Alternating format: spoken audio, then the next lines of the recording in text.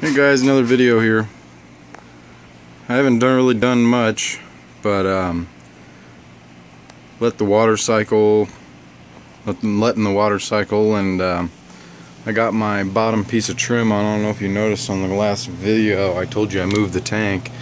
Didn't have this bottom piece of trim that goes across here like that. Finally got that on today. Water's looking real good, everything's still working real good.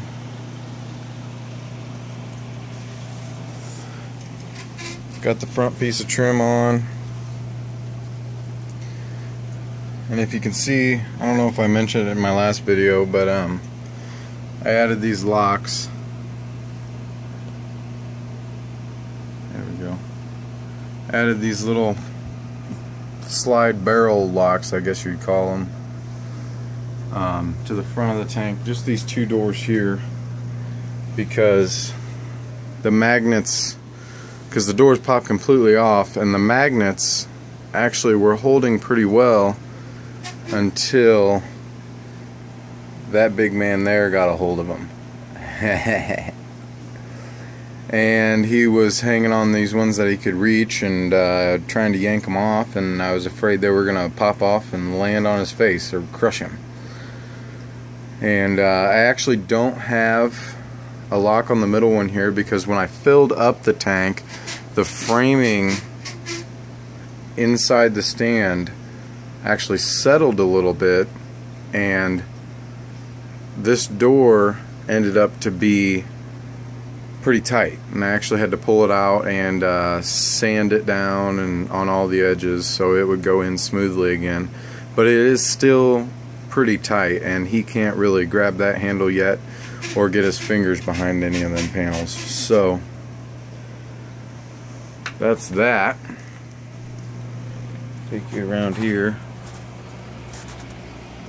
Got that piece on.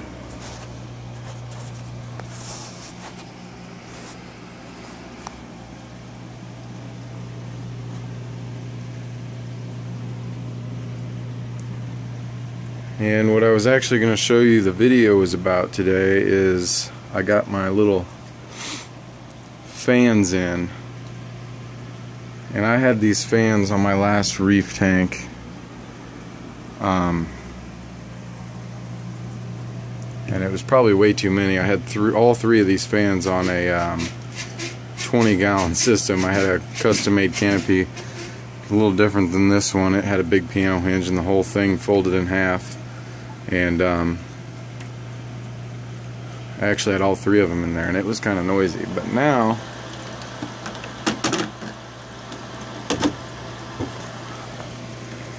as I mentioned, I do have a third light, but I have a buddy using it right now for his peppers. And well, these are my fans. These are just little plug-in fans. We got the cord zip tied up. Pretty simple, and it'll help with you know, the heat of the water and the heat of the light on top of the water.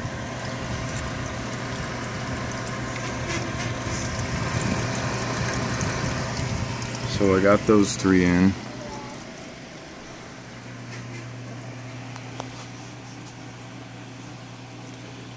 And overall, so far, the top of the tank up here is really quiet. You know, when you set up a reef tank like this, you got to worry about sound and stuff, especially when it's right in your middle of your living room. And so I was, you know, from the beginning worried about my overflows that I have being gurgly, my fans being loud, my top not being insulated. I thought we might have a noise issue.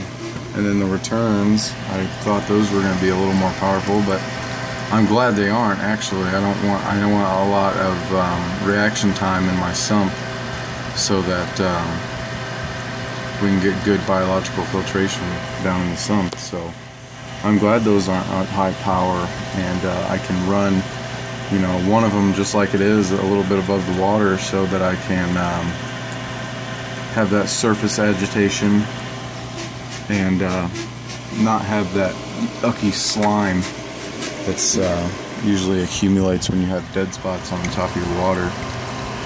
So that worked out really good. And they Y off, so I can have one down here for a little bit of flow also, especially over here, because I'm looking at pretty much all the live rock I'm going to put in this display part, because I want I might put a little more in this corner, maybe not. So I want to get some big tangs that have plenty of room to swim, and don't want too much rock in there, you know.